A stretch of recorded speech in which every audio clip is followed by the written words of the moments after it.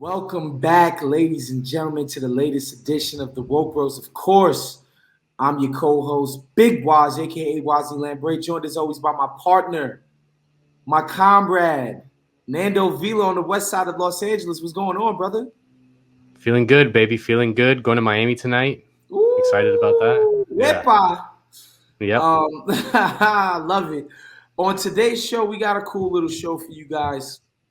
First and foremost, it's the big dog's birthday. Oh Happy yeah. birthday to one Bernard Sanders, the greatest living politician, probably the greatest politician of my entire lifetime. I can't think of Oh yeah. Easily. a better politician in America anyway. So we're gonna wish him a happy birthday. Just share some words about Bernie at the end of the show. But first, and also you guys will know, some of you guys listening probably know this personally. The federal UI benefits have expired on Sunday. The Dems, Joe Biden, everybody was kind of just like, yeah. And they're leaving people out in the cold, which is just, it's just fucking awful. We'll get into some of that. But first up, Nando, Joe Manchin, he really think he got elected president in November of 2020. This man really thinks he runs America. So just for people who aren't paying attention, of course, that bipartisan bill, that bipartisan whatever, was basically a half measure. The progressive wing of the Democratic Party was like, whatever, they could have that BS half measure. We're gonna pair it with within the reconciliation budget. We're gonna put, Bernie wanted to do 5 trillion, because Bernie's the man. They basically whittled it down to 3.5, which still be historic, massive, freaking, like, life-changing for a bunch of people legislation if it were to go through. But of course, here comes Joe Manchin complaining and doing as he does, and it's too much, and it's this, and he's hemming, and he's hawing, and he's penny pinching, and he's this. And then what happens, Nando, after Joe Manchin tries to stall this thing?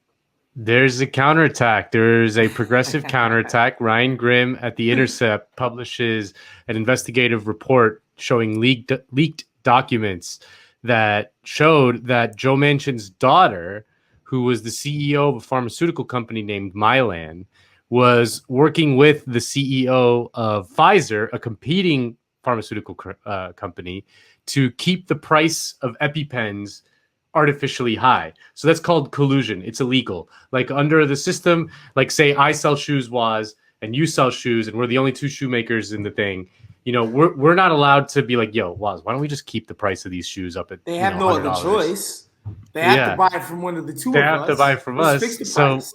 Mm-hmm. Exactly. We'll say like, listen, I won't raise it below 100 if you don't want to raise it below, if you won't put it below 100, and that way we both kind of can protect, And that's illegal. That is illegal. You're not supposed to do that.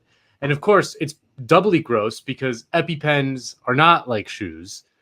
I guess everyone needs shoes too, but they're not like fancy sneakers. There's something that you need to survive if you have serious allergies. It's like when you get an allergic reaction and you're, have an allergy attack. Like when you say survive, we're not talking about like, to get, but like you can die without these things. Oh, yeah. We're talking about a matter of life or death, that these people, they're playing with people's lives with this price fixing stuff. It's the height of, avaricious capitalism, just unhinged greed, and just disgusting, depraved nature. And so, Joe Manchin's daughter is at the center of this. His freaking kid, who, by the way, I'm pretty sure is the same kid who they lied about having graduated from West Virginia University. They faked the freaking graduation transcript. Like, you can't make this stuff up. And this is the dude holding up this life-changing legislation. Yeah. And I think it's worth kind of stepping back and understanding how this is working, because it's kind of a game of chicken going on now within the Democratic Party. The Republicans are not involved. Everyone assumes that the Republicans are going to, not a single one's going to vote for the bill. So there's two bills. There's the what's called the bipartisan infrastructure bill, which is basically money to rebuild roads and bridges, right? Kind of what we think of traditionally as infrastructure, and I think it's like a $1.1 trillion bill. Bipartisan, they got like 20 Republican senators to jump on it, and it's something that everyone basically wants. I mean, it's a shitty bill, but it's basically something that everyone wants because everyone, including business interests, want there to be good roads and bridges in this country so they can ship their goods up and down. There's also a lot of money to be made in a lot of these contracts to rebuild the roads and bridges. So business wants this bill, which is why some Republicans joined. And so that one is going through. But the deal that was made with certain progressive Democrats like Bernie and the squad and all them is like, this shitty bill that you don't like, if you support it, we'll do this other bill called the $3.5 trillion reconciliation package, which will tie together, and we'll pass that one in the Senate using something called reconciliation, which is like a thing where you'd only need 50 votes. You can bypass the filibuster. Proof. Yep. Yeah. So the progressives now have leverage because they can kill the other bill. They can kill the infrastructure bill if they want to. They probably have enough votes to kill it if they don't get the $3.5 trillion reconciliation package, which, like you said, is not like enough, but it would also be historic. Like it would really transform a lot of the day-to-day lives of millions of Americans. Like, I just want to read from a piece by David Dayen in the American Prospect that kind of outlines a lot of the stuff that's in it. It basically addresses poverty and climate change, but the poverty aspects are really kind of pretty stunning given the context of American politics, in which nothing is ever done to alleviate poverty. But it says it tries to address this at every stage of the life cycle. It gives subsidies to make childcare affordable and establishes universal pre-kindergarten, which, if you think about it, is huge. Like a lot of parents struggle. A lot of new parents struggle, like with daycare. They have jobs. Like, what do they do with these little kids? If you have universal pre-K that's free, you can send them to pre-kindergarten. On the taxpayer's expense. It seeks to build 2 million new housing units and to lower housing costs through a wide range of programs, from zoning to reform to community land trusts. It makes community colleges tuition free, thereby creating a public option to cost prohibitive higher education. So it seeks to address the rising cost of college. It subsidizes insurance premiums for Obamacare recipients on the exchanges and converts unpaid family and medical leave to paid family and medical leave. So like if you have to take a medical leave, like a pregnancy or whatever, now you get paid instead of unpaid. And for seniors, it cut costs by expanding Medicare to encompass dental, vision, and hearing, and it negotiates prices on prescription drugs to bring down those costs. And it subsidizes home and community-based services to drastically reduce the cost of living in place at the end of life. So really would be the most progressive piece of legislation in America since Lyndon Johnson's Great Society reform, since basically Medicare and Medicaid was created in the 1960s. Think about that, in the 1960s. Nothing Obama did was like this. Nothing Carter did was like this. Nothing Clinton did was like this. This would be genuinely a pretty remarkable thing. So, but they need all 50 Democrats to vote for it. They need Manchin and Sinema. And lo and behold, as soon as the business lobbyists got involved, Manchin writes an op-ed in the Wall Street Journal saying, "I'm not going to support this." And Axios has a piece that says that privately, Manchin is saying he won't even support anything above $1 trillion. So less than a third of the size of the bill. So it's really going to come down to who's got more nerve. Like, is Manchin willing to basically destroy his party's entire agenda, or will the progressives destroy the infrastructure bill that everyone wants if they don't get the goodies in the $3.5 trillion bill? And this has to go down at some point before the end of September.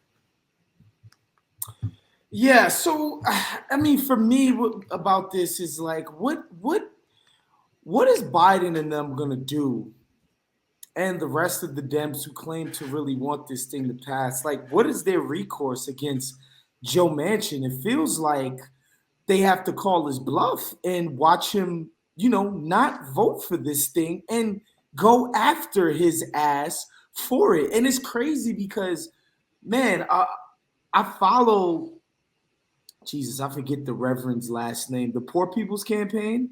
Reverend Barber. Reverend Barber. I follow him on Twitter, and he put out a FAQ basically about the state of West Virginia, and he was like, basically 40% of those people are either impoverished or very low wage workers.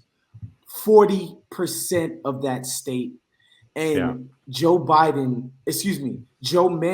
is sitting around screwing around with their lives, and it's kind of fucking disgusting to see. And what's important here too, when these motherfuckers pretend to be penny pinchers and Joe Manchin goes with the my grandkids, I don't want my grandkids to have to pay for this shit or any of that. I talked about this on Woznia yesterday for TYT, and I was like, yo, what's so crazy, man, about the Afghanistan war?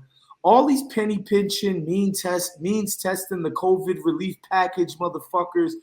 Why they not audit in Blackwater and Raytheon and be like, yo, we paid for this. What did we get? We paid for this. We paid for this. We paid for this. We paid for this. We paid for this. Where's the penny pinching when it comes to that?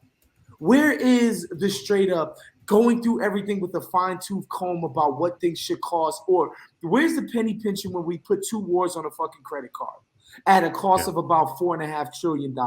Where is it? It only comes when the lives of normal, everyday Americans are on the line, right? Like, that's when they want to step up and be these fucking mathematician accountants. It's disgusting, and it's nakedly obvious what the problem is. These motherfuckers are corrupted. There's no two ways about it. It's not just individually they are. The system is rife with corruption, right? Like, where a guy whose fucking daughter is on the board of is the CEO of a pharmaceutical company, and this dude gets to make decisions on major governmental legislation as if there isn't some obvious conflict of interest here. It's crazy how we operate here in this country. It's going to be interesting to see, because what I think is going to happen is that they have to come to some sort of deal. And the question is then, how much will they cut from the 3.5 trillion? Like, will they do like some cosmetic cuts to just give Manchin like the ability to say, like, look what I got this and that, but it's really like a $3.2 trillion bill or whatever, which it sucks they have to cut, anything from it. But, or will it be like, will Manchin sort of be like, oh, I'll do it for 1.5 trillion. And then the progressives are like, are you going to take that? And then the question is like, is that good enough? Or is it better to just sink the whole thing, and really put pressure that way? I mean, it's going to be a tough call. Like, where is the line? Like, where do you draw the line?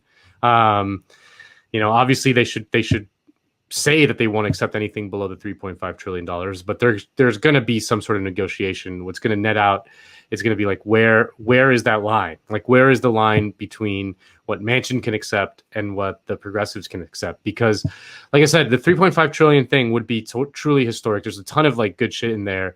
Like, there's even stuff that strengthens the power of labor unions. Like, it's like, in the context of American politics, it's like a shockingly good bill.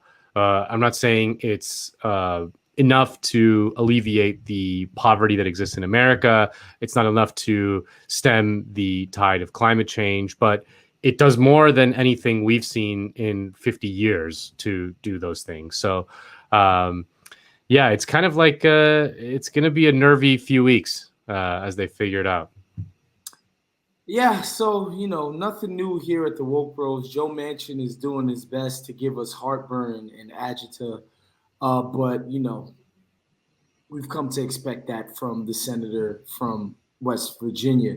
We move on to UI benefits expiring this Sunday. Again, we mentioned at the top of the show that the Dems basically shrugged their shoulders at this fact. In New York City alone, I read in the New York Times that 800,000 people are going to be kicked off of this thing, and trying to figure out how to pay rent, how to buy groceries, how to pay for babysitters, et cetera, et cetera. And it's just horrible. And Nando actually passed along an article to us that mentioned that UI benefits expired on Sunday. Nothing on Meet the Press. Nothing from countless major media outlets. Like, they treat this shit like the type of things that have like ridiculously large effects on the lives of people get treated like as if it's nothing, right? Like, as if it's just, it doesn't even fucking matter, these people. But let let something that had happened, in Afghanistan, where the defense contractors don't get to do their welfare situation anymore, and it's countless hours of people crying about the airlift not being cute enough. It's crazy. And I mentioned this yesterday, of course, again. It's almost as if it's a conspiracy between the establishment politicians, the corporate slash capital entities, and the mainstream corporate media entities. It's almost as if they're working in concert with one another in order to push the agendas that matter to a very select few people. I read somewhere that Andrea Kramer has stocks in defense companies. Like, this shit is just so incestuous and disgusting. And like, when you watch them and how it works, like, it's not tinfoil hat stuff. This shit is conspiratorial. Yeah, I mean, listen, it's not people have a hard time accepting this, but I find it so strange. Like, why is it so hard to accept the reality that people in the media know where their bread is buttered?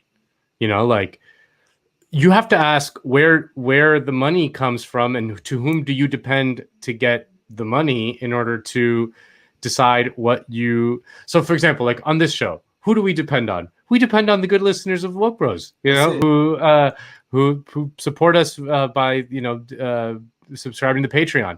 Therefore, we're going to advocate for the interests of them. Like, if we don't, they're going to stop supporting us. If we started taking corporate cash in the form of advertising, we'd think twice before we started, criticizing them for whatever 100%. reason. It's not conspiratorial. It's completely rational. And again, it's hard to treat that as an individual phenomenon. And there's always individuals within the media that kind of buck the trends or whatever. They often don't last very long, but for a while they're allowed to, and some of them slip through the cracks. It's not like a totally totalitarian thing, but on the whole, over time, if the media depends on their money from corporate giants, then they're not going to do anything that challenges them too dramatically.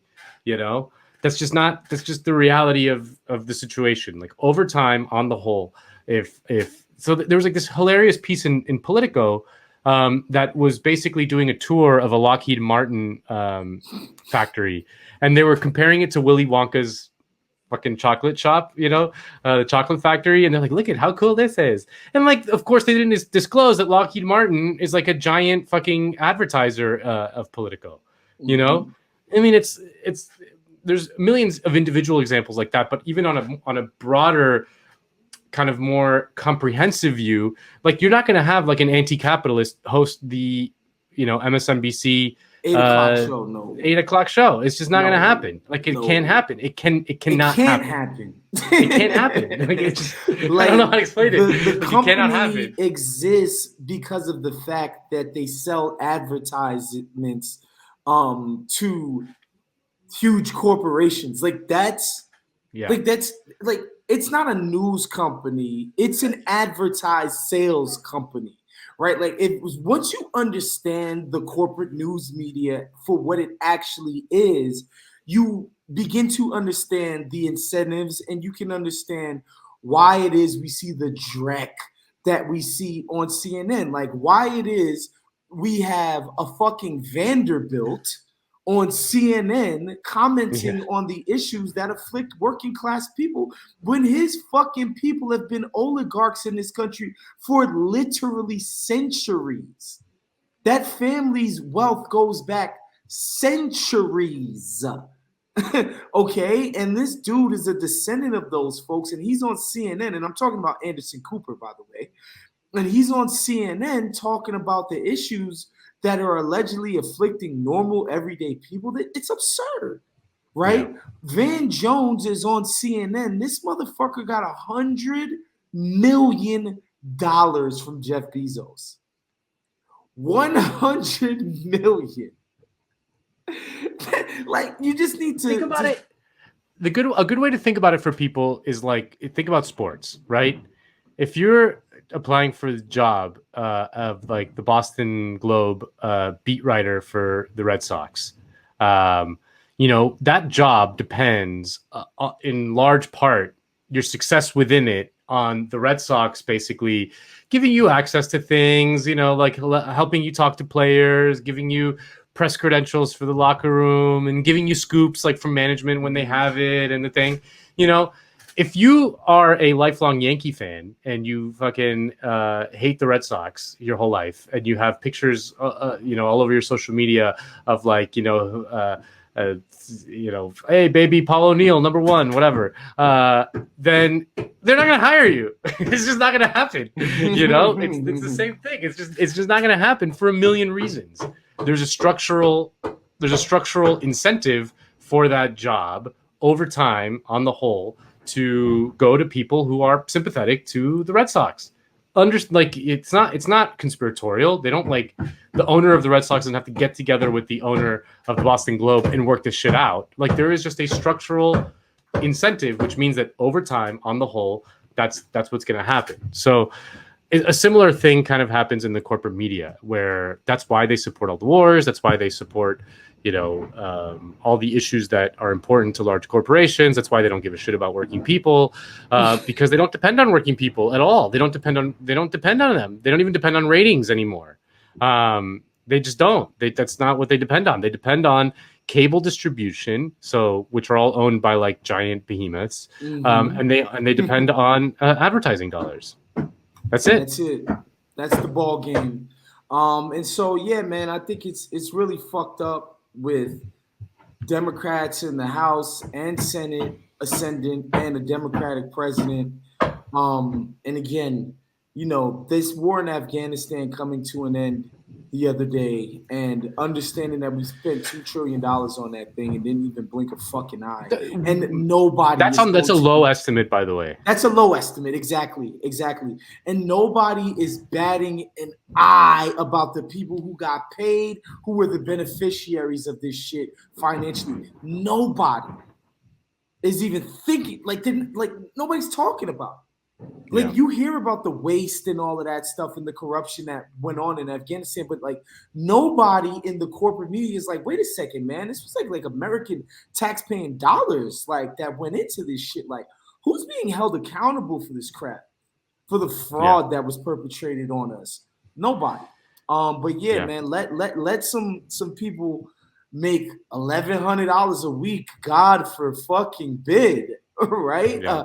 God forbid they make $1,100 a week and don't go slave away for an Uber. And people are up in arms. It's disgusting. The crazy thing also is that this thing happened on Labor Day. They couldn't even like do a symbolic, thing to just like on Labor Day just to like stick it even more. And it's happening. We gotta mention that Joe was like basically states that really needed could go look under the seat cushions. Like there's some little bit of extra federal bread in other places. It's absurd. But like the states are gonna do that. Off. No. It's. But what I'm saying is that like it's happening at a time when obviously aside from the symbolic thing about having it on Labor Day, but it's happening at a moment when COVID is like, if you look at the numbers and the hospitalizations and whatever, like it's just as bad, if not worse, as it was last year when they passed all this shit. Like it's not like the COVID has the Delta variant and all that stuff like has resurged, and there's all the numbers that we were scared of last year are happening again this year, and it's also happening in the midst of a weak jobs report. Like there was the whole thing is that the UI benefits help people who are out of work. And so when they were saying like, oh, look, the jobs are coming back, we don't need this anymore. But the job report that came out this month was incredibly below expectations, mostly because COVID is, back and stronger than ever. And actually, Matt Brunig counted the numbers, crunched the numbers, and he found that we're still 5.3 million jobs fewer than there were in February 2020 before COVID hit. There's still a gap of 5.3 million jobs. Yep. That means that there's 5.3 million people who are fewer people who are employed than they were before COVID hit. And you're cutting the expanded benefits that were given out to the people who got kicked off. It amounts to something like 35 million people. And it's crazy. It's just it's abhorrent. And and again, they've done the math on the studies, because there were certain states who decided they didn't want to take free federal money, and they wanted to be cruel and cut off their people from the extra $300 that the federal government was offering in UI benefits, and their job numbers were not affected at all by it. Like, people didn't go back to work after they did that. So their theory of the case was fucking wrong, and yet they still did it anyway, because why not? Why not be cruel to people? Anyway, we pretty depressing shit, obviously. But we move on, man, to just share a couple of nice words for the brother Bernard Sanders on his birthday, man. Brooklyn's own, the great Bernie Sanders. I just gotta say, I think what's most important about Bernie and what he's gonna be remembered for is making a lot of these topics, like the fight for 15, like Medicare for all, like universal pre-K, like universally free public college tuition, like all of the shit that he's made front and center about his political life within the last two presidential campaigns, man. That he's made those topics front and center within the dialogue and the discourse. I mean, it's immeasurable how important that is, right? Like, we just, like, the fight for 15, like, straight up, they've just capitulated at this point. It just is what it is now, right? And that was Bernie. Remember, Hillary was like, well, why can't we just do 9 or something? 11 or 12, But, like, that's from Bernie's hard work of keeping the main fight for 15 sounds like me trying to lose weight. Bernie keeping the main thing, and, like, just the fact that he's the only person who's willing to say this shit out loud on a microphone and address the right people and the right things. Like, yo, the situation we got where we're just churning out billionaires by the boatload, and meanwhile everybody else is becoming extremely more poor. Their quality of life is decreasing at record rates. Like, wages are stagnant, cost of living is going up. Like, all of these things that he's brought to the forefront within the discourse is just, it's incalculable, man. And that's supposed to be what the job of government is. It's supposed to be making people's lives easier and better. And the fact that he's made his life's work making sure that these issues remain top of mind, in front of mind, for at least a fraction of the people that are part of the power circle, I think is just incredible. And we owe a debt of gratitude to the guy. Yeah, I mean, I find Bernie to be just someone I admire so deeply because, I mean, first of all, he's a man of great personal integrity. Like, he is a thoroughly honest man. He is always on the right side of history, has like an incredibly strong moral compass that is resistant to the fads of the times and the pressures and like, this is a man who was arrested in college, at an anti-segregation kind of sit-in in Chicago in the 1960s. And he's maintained that kind of commitment throughout his whole life. And on a macro level, what he did, his effect, was to catalyze the radicalization of millions of Americans and probably millions of other people around the world, but specifically here in America, basically an entire generation of young people have been largely radicalized thanks to the inspiring nature of his message and his campaign, the unwavering commitment that he has for justice, for everyday working people, his consistent hatred of the worst people in the planet who are responsible for all our problems. And yeah, like if we look back on a better world 100 years from now when we're old and dying, I think a good chunk of that will go to Bernie's inspiration for basically anyone under 40 right now is questioning some of the most basic foundations of the system to a degree that hasn't happened in America probably since the 1960s.